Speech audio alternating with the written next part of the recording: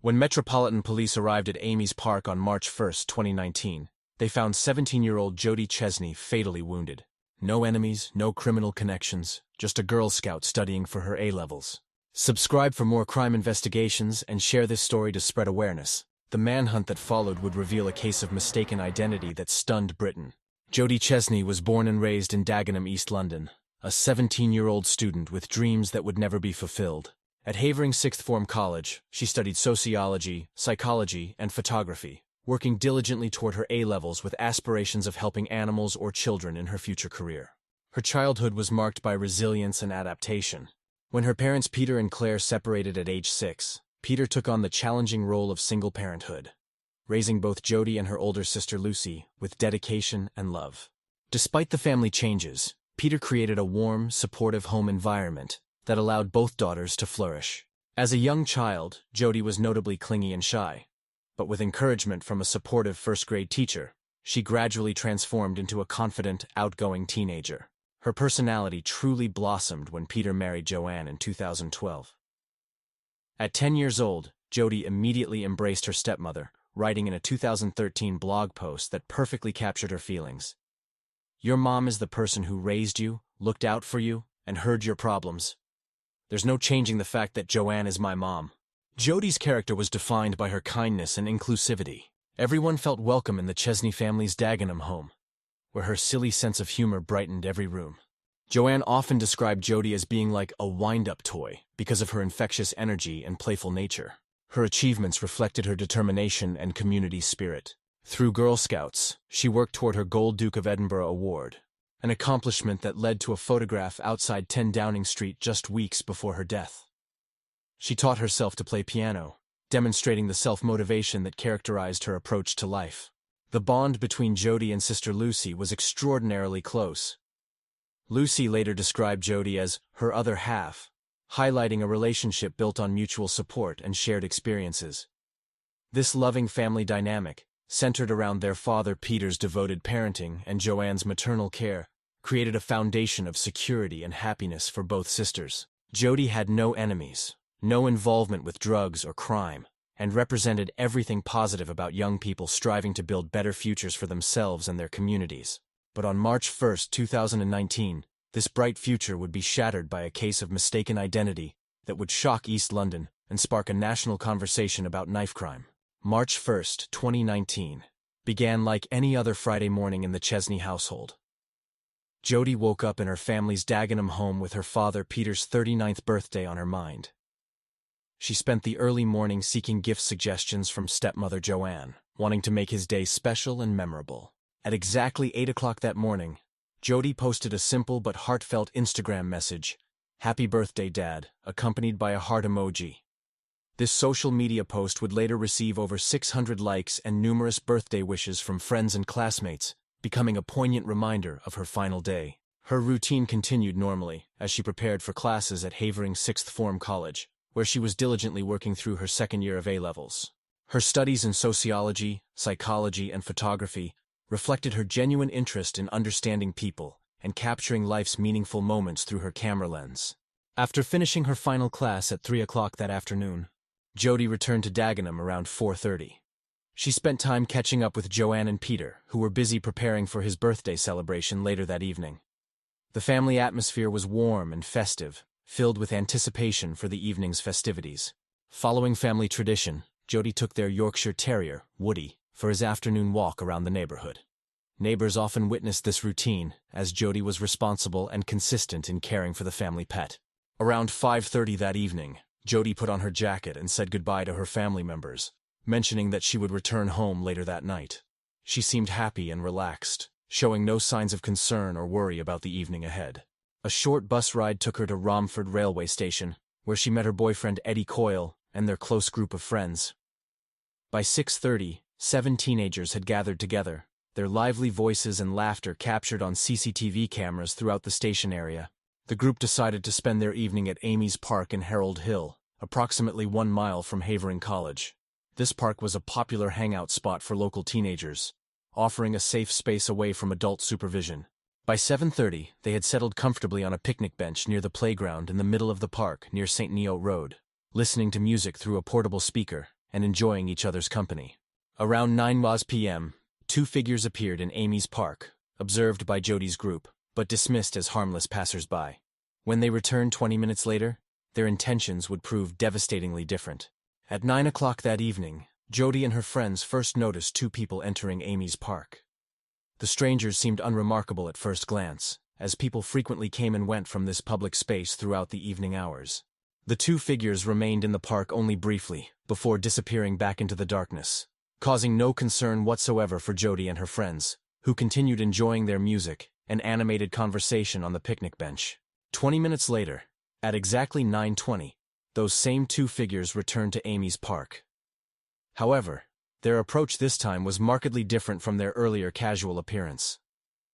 According to Metropolitan Police reports, they moved deliberately and purposefully through the darkness toward Jody's unsuspecting group of 7 teenagers. One figure had completely concealed his face with dark clothing, while the other remained a shadowy, menacing presence beside him. Without any warning, provocation, or attempt at communication, the first attacker struck with devastating force. He drove a knife so brutally into Jody's back that the blade broke upon impact, creating a horrific 7-inch wound that immediately punctured her lung. The peaceful park setting erupted into absolute chaos. Jody's agonized scream pierced the quiet night air as her friends froze in complete shock and disbelief at the sudden, unprovoked violence. Eddie Coyle instinctively caught her as she collapsed, holding her trembling body on the cold ground while frantically dialing emergency services on his mobile phone. The two attackers fled the scene as quickly as they had appeared, vanishing back into the surrounding darkness without explanation or apparent motive. Eddie's terrified, desperate voice could be heard pleading with emergency services operators, begging them to send immediate medical assistance to Amy's park. The local community response was immediate and heroic. Teresa Farrandon, a mother of 3 living just 2 blocks away from the park, heard Jody's terrifying screams while watching television with her teenage son. She and her friend Kelly Smith immediately ran to Amy's park, where they discovered Jody lying on her back, moaning in excruciating pain. Teresa immediately began performing CPR, completely unaware that the broken knife blade remained dangerously embedded deep in Jody's back. A passing van driver stopped his vehicle to offer assistance, covering the grievous wound with his coat, while another concerned bystander brought kitchen towels in a desperate attempt to stem the profuse bleeding. Despite the rapid arrival of skilled paramedics and their intensive efforts to save her young life, Jody's internal injuries were simply too severe to overcome. The post-mortem examination conducted at East Ham Mortuary revealed extensive internal damage and catastrophic bleeding from the knife wound. She was officially pronounced dead at 10:26 that evening, just over 1 hour after the unprovoked attack. As Amy's park was sealed off with police tape and transformed into a crime scene, the Metropolitan Police faced a daunting challenge: identifying 2 unknown attackers who had vanished without a trace, leaving behind a community in shock and a family devastated. Acting Detective Chief Superintendent John Ross immediately took charge of the Metropolitan Police's Homicide and Major Crime Command, making a solemn promise to the devastated community that his team would find those responsible for this senseless killing. He addressed local residents and media representatives, calling Jody's death an absolute tragedy and making urgent appeals for any witnesses to come forward with information. Harold Hill, typically not known for serious violent crime incidents, was suddenly thrust into the national spotlight. Despite London's ongoing knife crime epidemic affecting communities across the capital, Amy's Park had always been considered a genuinely safe space where children could simply be children without fear of violence. The community's response was both immediate and deeply heartfelt. Flowers, handwritten notes, and personal tributes began appearing along the park's perimeter within hours of the attack. Purple ribbons, representing Jody's favorite color, were carefully tied to fences and trees throughout the neighborhood. Her grandmother, Debbie Chesney, expressed the community's collective anguish in a Facebook post, questioning why children now had to fear something as innocent as walking in local parks.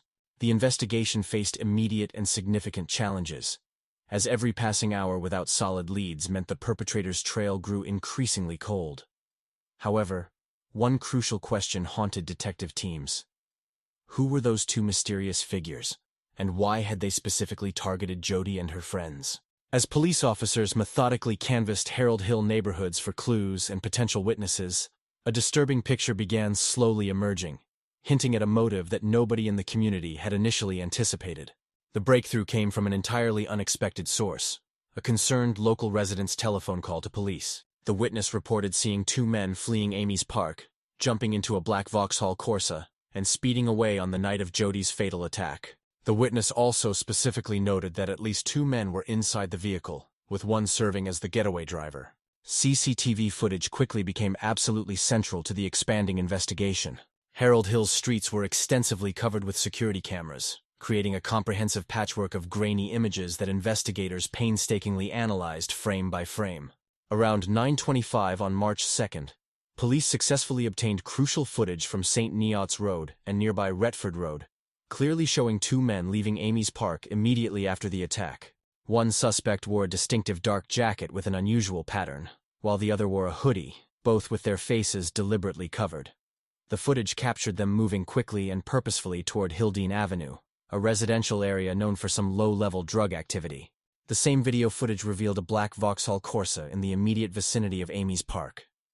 This vehicle would ultimately prove to be the key that unlocked the entire complex case. Within days, police had successfully traced the vehicle's owner, leading to the first arrest and revelations about a drug-related network that would expose the shocking truth behind Jody's murder. On March 3rd, Metropolitan Police arrested Manuel Petrovich, 20 years old, and the registered owner of the black Vauxhall Corsa seen at the crime scene. Initially, Petrovich claimed complete innocence, stating that his car had been stolen at knife point by unknown individuals. However, under sustained questioning, he later admitted to owning the Vauxhall and operating a mobile phone specifically used for drug-dealing activities throughout the Harold Hill area.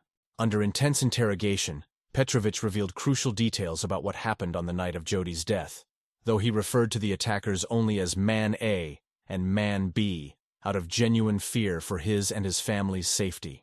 He claimed that people were already actively searching for him at his home address, suggesting the dangerous nature of the criminal network involved.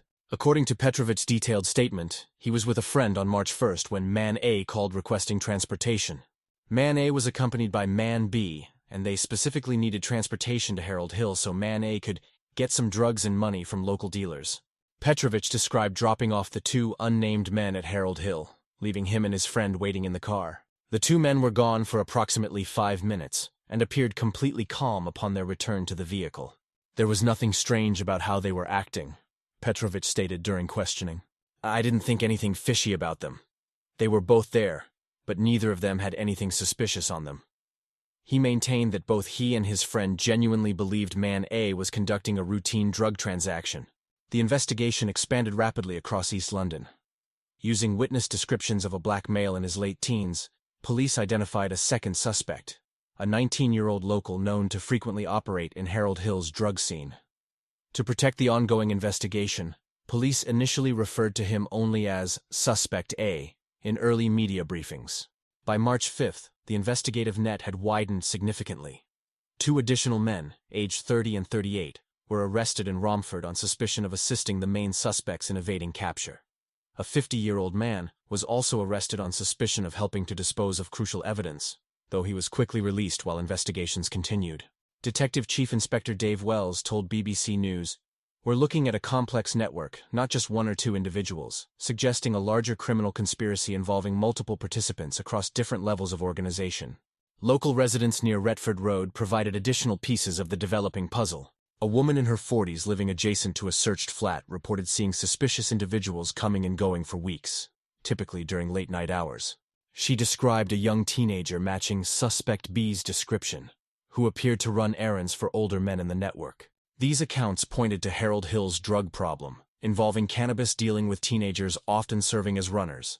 But the most dramatic arrests were yet to come, culminating in a rooftop chase that would capture the actual killers. By March 10th, 9 days after Jody's tragic death, Metropolitan Police were closing in on their primary targets. Based on a reliable tip from community sources, the Homicide and Major Crime Command raided a house on Rogers Road in Dagenham connected to Aaron Isaac's uncle. Intelligence suggested that both Man A, later identified as Svensson Onqui, and Man B, Aaron Isaac, were hiding there following the attack. At 7 o'clock that evening, armed police officers surrounded the property with body cameras recording the entire operation for evidence purposes. What followed resembled a dramatic scene from an action movie. 19-year-old Svensson Onqui attempted a desperate escape by climbing over the flat's back roof, but crashed through a greenhouse below, shattering glass around him as he fell. "Don't move," "Show me your hands," a police officer shouted authoritatively, as captured in dramatic video footage later released by the Metropolitan Police. While being handcuffed on the ground, a confused and defiant Ongkwi protested loudly. "What murder? I didn't kill anyone." Words permanently captured on police body cameras that would later be used in court. The evidence against Ongkwi was absolutely overwhelming. Text messages discovered on his mobile phone directly linked him to Petrovich and discussed business activities in Amy's Park on the night of the attack. When investigators thoroughly searched his residence, they found a jacket matching the distinctive pattern clearly seen in CCTV footage. Most damning of all, forensic analysis revealed that the jacket's sleeve contained Jody's blood. Simultaneously, 17-year-old Aaron Isaac attempted his own desperate escape through a back window, but failed completely. He was apprehended in the backyard where he had thrown a suspicious backpack containing a Rambo-style knife, 2 toothbrushes, and hair mousse. An odd combination of items that raised investigators' eyebrows and suggested hasty packing. The arrests didn't stop there. Police also detained a 16-year-old boy, a friend of Manuel Petrovich, whose name couldn't be legally released due to his minor status. Authorities suspected his direct involvement in facilitating the crime. The wide-ranging search warrant reflected police understanding that Harold Hill's drug scene often involved complex networks of runners and dealers working together across multiple criminal enterprises. Petrovich was ultimately arrested because CCTV clearly showed his black Vauxhall Corsa near Amy's Park on the night of the attack, providing irrefutable evidence that he had driven Ongkwi and Isaac to the crime scene. By May, all 4 suspects faced formal charges in court. Ongkwi and Isaac were charged with murder, while Petrovich and the 16-year-old were charged with murder and manslaughter under joint enterprise laws. 2 other individuals, a 50-year-old man and 38-year-old woman, were briefly detained for assisting an offender but later released, while investigations continued into the broader network. With the suspects in custody, investigators began piecing together their backgrounds, revealing troubled lives that led to Harold Hill's drug trade, and ultimately to that fatal night in Amy's Park. Svensson Ongkwi, born March 29, 2000, grew up in Harold Hill near Amy's Park where he would eventually commit murder. Raised by his mother alongside 4 sisters, his childhood was marked by instability, as his Belgian father was largely absent, meeting briefly only in 2015. After being expelled from the family home in 2017 for consistently disruptive behavior, he lived in a Romford social services house designed for troubled youth. Ongkwi presented himself publicly as a boxer with legitimate professional aspirations, posting training videos on social media and discussing future fights. However, beneath this facade, he was deeply involved in drug trafficking throughout East London. His criminal record included multiple charges for dealing and possessing cannabis and other controlled substances across several boroughs. The Guardian reported that he had violated terms of a 6-week suspended sentence for handling stolen goods in 2018, demonstrating a pattern of disregarding legal consequences. Friends and associates indicated he worked as a county lines dealer, moving drugs between London and rural areas, a notoriously violent criminal occupation that frequently leads to territorial disputes. When questioned about the attack, Ongkwi admitted being present in Amy's Park, but claimed he was only there to get herbs, using street slang for cannabis. He consistently denied stabbing Jody, and instead blamed Isaac for losing his cool during the confrontation. Aaron Isaac, born January 27, 2002, was younger but had extensive prior troubles with authorities. Isaac endured a particularly difficult upbringing, living with his mother and brother in a chaotic household environment. As Judge Wendy Joseph later noted during sentencing at the Old Bailey, his mother suffered from serious mental health issues, and Children's Services had actively monitored him since age 4. His criminal record included multiple charges for possessing a screwdriver as an offensive weapon, physical assault, cannabis possession, and aggravated vehicle theft. This pattern showed escalating criminal behavior from childhood through his teenage years. During his dramatic arrest, Isaac displayed significant anger and discarded a bag containing a large knife while attempting to flee through a window. Under sustained questioning, he claimed he was merely accompanying Ongkwi and insisted he knew nothing about any weapon being brought to the park.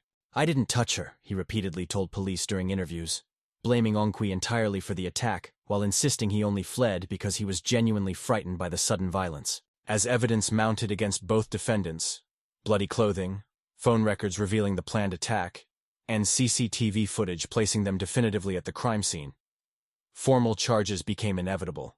Harold Hill struggled to comprehend the senseless motivation. Jody, a dedicated Girl Scout with no drug connections whatsoever, had been caught in a violent conflict she knew absolutely nothing about. The Jody Chesney Foundation, established in her memory, described her on its website as a beautiful person who loved everyone and held no grudges against anyone. As purple ribbons continued to appear throughout Harold Hill in Jody's memory, the legal system prepared to deliver justice. But the trial would reveal even more disturbing details about the attack and its aftermath. The trial began on September 17, 2019, at the historic Old Bailey, one of London's most prestigious criminal courts. 4 defendants faced serious charges: Svensson Onkwi, 19, Aaron Isaac, 17, Manuel Petrovich, 20, and a 16-year-old boy who couldn't be named for legal reasons under youth protection laws. The courtroom atmosphere was highly emotional and tense throughout the proceedings. Jody's family, including Father Peter, stepmother Joanne, and sister Lucy, attended almost daily wearing purple ribbons in her honor. "I wanted them to see what they did to us," Joanne told the London Economic, though she acknowledged the tremendous pain of witnessing the detailed proceedings. Crown Prosecutor Crispin Allet led the case for the prosecution, arguing that all 4 defendants participated in brutal, drug-related violence that resulted in Jody's death. He told the jury that Jody was completely innocent, mistakenly targeted by drug dealers who frequented Amy's park for criminal activities. Allet presented compelling evidence to support the prosecution's case. CCTV footage clearly showing Petrovich's black Vauxhall Corsa near the park, Onkwi's blood-stained jacket discovered during the arrest, and phone records linking the group to a carefully planned criminal operation. A crucial piece of evidence was a recorded prison conversation, in which Petrovich allegedly admitted that Onkwi had planned the entire operation, but attacked the wrong people, in a case of mistaken identity. Allet identified Onkwi as the actual stabber, with Isaac serving as his willing accomplice, while Petrovich and the 16-year-old knowingly assisted the attack through transportation and support. "This was not an accident," Allet emphasized to BBC News, stressing that the group intended real harm, making all participants legally liable for murder under joint enterprise law. Defense teams fought vigorously, each attempting to distance their client from direct responsibility for the crime. Onkwi's lawyer Charlie Sherrard acknowledged his client's presence in the park, but denied he struck Jody, pointing instead to Isaac as the actual attacker. Sherrard argued that Onkwi's clothing, a white jacket and gray tracksuit, didn't match witness descriptions of a black-clad figure seen fleeing the scene. Petrovich's lawyer, Sarah Forshaw, portrayed him as merely a driver with no knowledge of any violent plans. "If Manny knew what was coming, he'd have turned off his phone like Onkwi," she argued, suggesting his phone usage proved innocence. Isaac's defender, Natasha Wong, described him as just a young runner without dangerous intentions. She maintained he carried no knife and was completely unaware of Onkwi's violent plan. The 16-year-old's lawyer, Louise, emphasized his lack of prior violence, asking jurors to view him as an innocent bystander rather than an active participant. Each defense utilized the absence of direct evidence, such as DNA on the knife, to create reasonable doubt. After 45 hours of testimony, including Eddie Coyle's harrowing account of the attack and forensic evidence of the 18mm deep wound, the jury deliberated for just over 5 hours before delivering a verdict that would partially satisfy Jody's family's quest for justice. On November 7, 2019, the jury delivered its carefully considered verdict after extensive deliberation. Isaac and Onkwi were found guilty of murder, while Petrovich and the 16-year-old were acquitted of all charges. The acquittals shocked Jody's family but demonstrated the jury's reasonable doubts about their specific criminal intentions regarding the violent attack. Judge Wendy Joseph delivered sentencing on November 18, condemning the senseless drug dispute that ultimately killed an innocent teenager. Onkwi, identified as the actual stabber, received life imprisonment with a minimum of 26 years before parole consideration. His accomplice Isaac was sentenced to life with at least 18 years. "I am sure whoever drove the knife through Jody's body intended to cause death," the judge declared solemnly. As victim impact statements were read, the courtroom witnessed heartbreaking testimonies from devastated family members. Peter said, "I have lost the most precious person I will ever know. I'm only 20 years old and already I'm dreading my life." Sister Lucy's statement described their family's completely destroyed future plans and dreams. Stepmother Joanne expressed mixed feelings about the verdict. "I'm happy justice has been served, but I'm not sure I'll ever feel completely satisfied." The overwhelming grief ultimately led to Peter and Joanne's separation in early 2020, demonstrating the lasting impact of violent crime on families. Despite the pain of Petrovich's acquittal, Jody's family focused on preserving her memory through positive action. The Jody Chesney Foundation continues its vital anti-violence work. According to its website, a 2024 fundraiser raised £10,000 for anti-knife crime education programs in schools. Peter, now 45, marked what would have been Jody's 23rd birthday in March 2025 with a poignant social media post. "Another year without you, but your light still shines brightly." Jody's story raises haunting questions about urban knife crime affecting communities across Britain. Her death was completely senseless, but her life serves as a powerful reminder to cherish our loved ones and fight for a safer world for young people. Her case sparked national conversations about youth violence, with prosecutor Crispin Allais noting that another young life was lost to a knife, a sentiment echoed in parliamentary debates. Peter's continued advocacy for stricter laws and comprehensive youth programs through his foundation ensures Jody's legacy continues inspiring positive change and preventing similar tragedies.